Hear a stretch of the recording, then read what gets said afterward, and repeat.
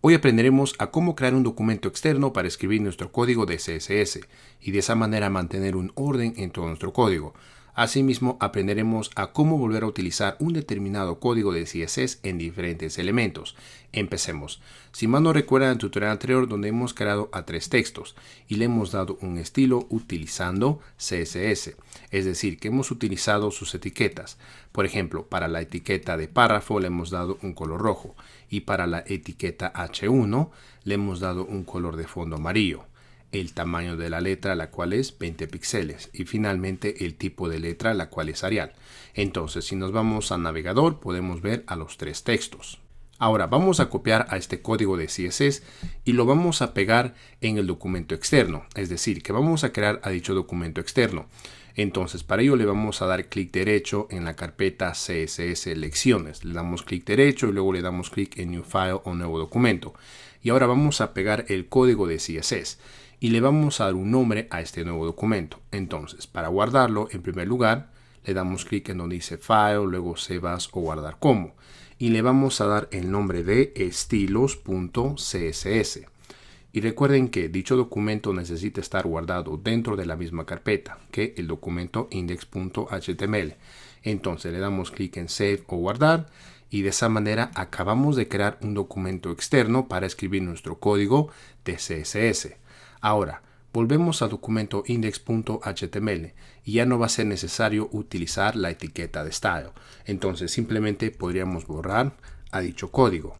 Ahora, para que nuestro programa sepa que estamos utilizando un documento externo de CSS, necesitamos hacer lo siguiente. Dentro de las etiquetas de head vamos a utilizar a una nueva etiqueta llamada link.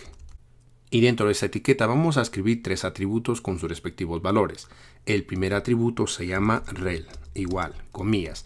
Y dentro de las comillas simplemente escribimos style sheet. Luego el siguiente atributo se llama type, igual. Y dentro de las comillas recuerden que escribíamos text, una diagonal, CSS.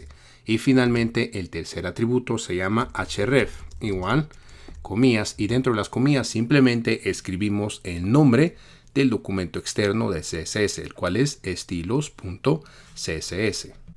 Y de esa manera nuestro programa va a saber que estamos utilizando un documento externo para el código de CSS. Veamos, lo guardamos, nos vamos al navegador, recargamos la pantalla y podemos ver que el resultado es el mismo.